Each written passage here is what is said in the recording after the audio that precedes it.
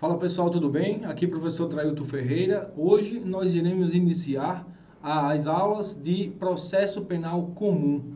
Show de bola? Eu não sei que você já assistiu a aula comigo, mas nessa primeira aula eu trago sempre, em qualquer disciplina, as suas fundamentações, as suas bases, as suas origens, ou seja, as noções introdutórias daquela disciplina. Beleza? Então, o que é que eu quero fazer hoje com vocês?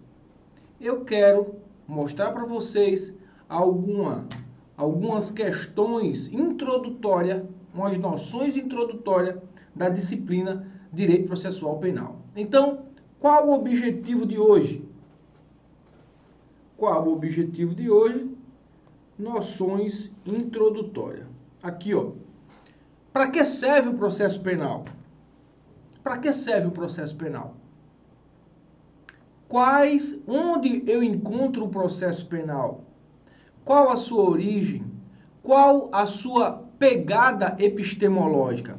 Sabendo dessas questões, tendo uma base inicial do processo penal comum, oxe, professor, eu nunca ouvi escutar, estou aqui com você, em processo penal comum. Processo penal é processo penal? Não.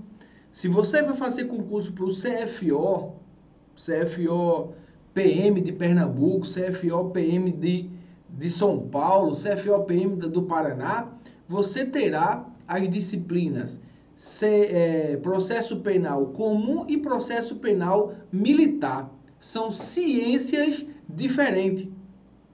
O processo penal comum está regulamentado aqui, ó, no decreto 3641 de 41.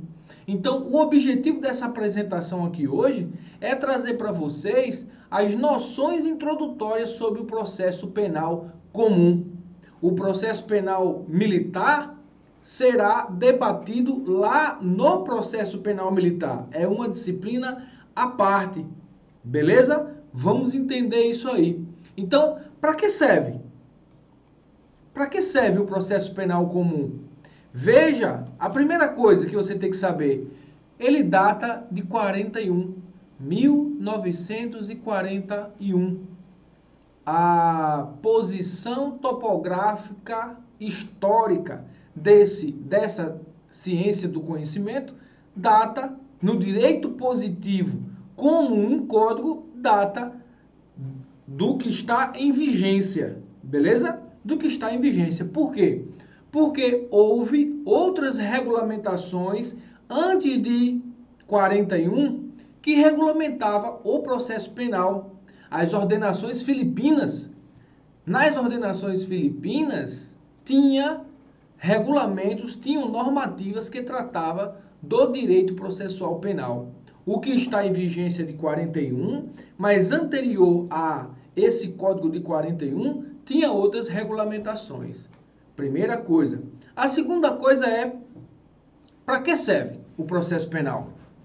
Eu vou falar para vocês para que ele serve a partir do conhecimento que temos que ter em dizer não apenas que o processo penal comum ele serve para efetivação, anote aí no seu caderno, ele serve para efetivar o direito penal. Ele serve para efetivar o direito penal. O cidadão praticou um crime contra o patrimônio de alguém, um bem jurídico tutelado pela Constituição Federal. Veja que o processo penal comum, o que nós estamos conversando, ele decorre da efetivação de um direito penal que tem previsão na Constituição Federal, que é o direito de propriedade. O direito penal tutela o bem jurídico propriedade, o seu carro, sua moto, a sua residência, o seu celular. Para o celular, tem o crime de roubo, se for a mão armada, com violência ou grave ameaça, ou um furto, se sem você perceber, sem a utilização de violência ou grave ameaça. Beleza? Então, o direito penal tutela uma propriedade, a propriedade do cidadão.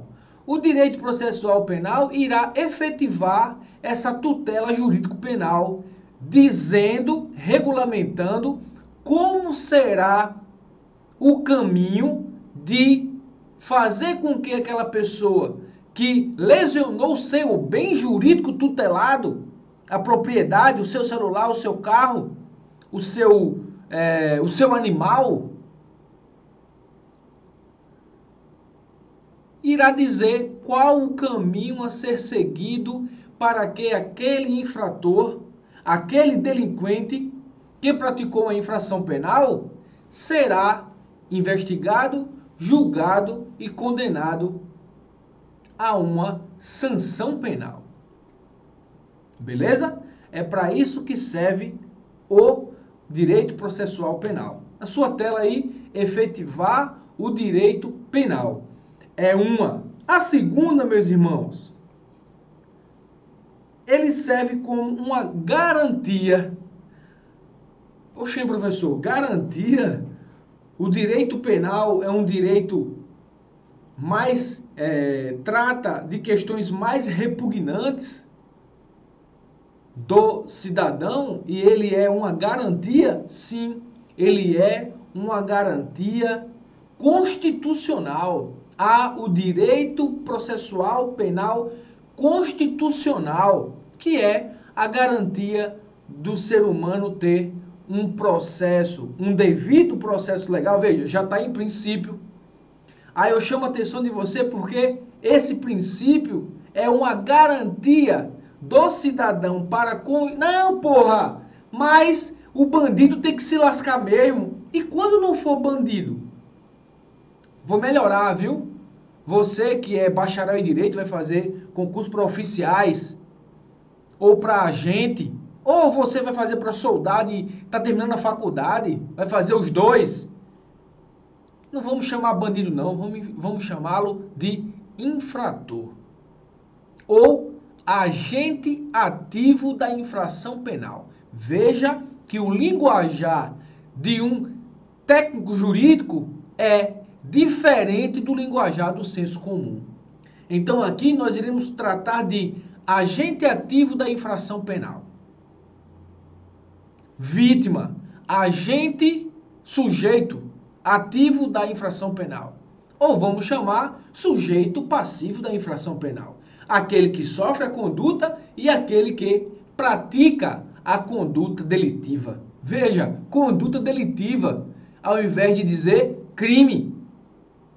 Infração penal, ao invés de dizer crime.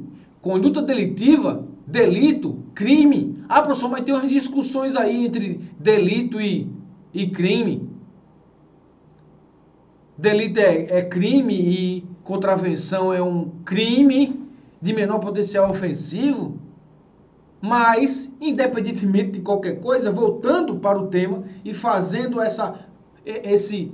esse pincelar, essa bebida do direito penal, porque se relaciona com o direito processual penal, até porque um não vive sem o outro. Percebe que o direito penal não... Você começa a perceber que o direito penal não vive sem o direito processual penal, e muito menos o direito processual penal vive sem o direito penal, porque regulamentaria o quê? O que regulamentaria o direito processual penal, se não houvesse o direito penal?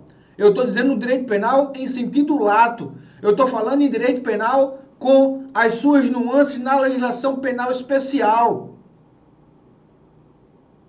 Eu não estou falando em direito penal apenas lá no código com 370 artigos. Eu estou falando no direito penal em sentido lato. Eu estou falando do direito penal regulamentado não só no Código Penal, mas com os mandamentos constitucionais de direito penal, mas também com os tratados internacionais de direito penal que, se não tiver regulamentação a nível nacional, esse tratado internacional irá viger. Irá viger. Olha que palavra bonita. Irá ser colocado para ser aplicado, vulgarmente falando. Então, a primeira serventia, digamos assim, a primeira serventia do direito processual penal é efetivar o direito penal. A segunda é garantir ao cidadão que os direitos previstos na legislação pátria e internacional sejam garantidos. Então, o direito processual penal é uma garantia. Aí você faz o quê? No seu resumo aí, ó, nesse material que eu preparei com o maior carinho do mundo, senhores e senhoras. Preparei esse material com o maior carinho do mundo. Direito penal é um H. Processual penal, direito processual penal é uma garantia. O que é que eu faço? Efetivar o direito penal e é uma garantia.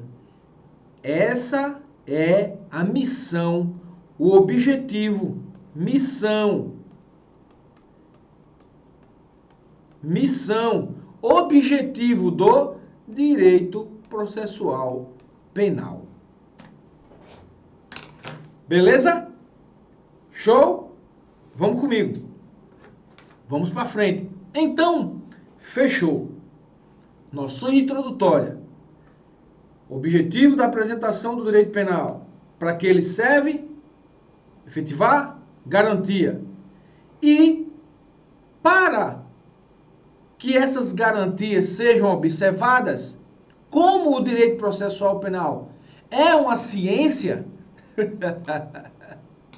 esses dias, um colega meu, que eu tenho a maior admiração do mundo, mestre em filosofia, eu sou mestre em direito, nós entramos em uma batalha discursiva para justificar se o direito processual penal é ou não uma ciência. Se as ciências jurídicas é ou não ciência. Ciências jurídicas, você imagine dentro de uma sacola o direito penal, o direito processual penal, o direito constitucional, o direito civil, o direito processual civil. Ciências jurídicas. Essas ciências jurídicas se subdividem nessas várias classificações de direito. O colega filósofo disse que não era ciência e eu digo que é ciência. Pelo simples fato de, utilizando das teorias de Karl Popper, que não cai na sua prova, apenas para justificar o teórico do que é ciência, o direito processual penal é ciência, o direito penal é ciência porque, primeiro, tem um objeto de estudo, tem uma metodologia própria de estudar esse objeto e tem seus princípios, tem uma base principiológica próprios.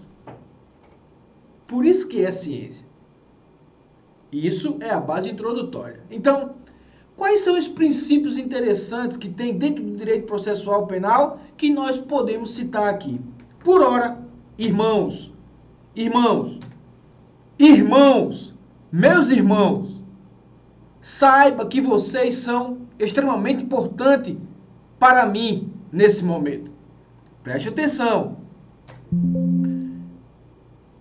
Princípios do processo penal. Há princípios constitucionais, aqui ó, presta atenção.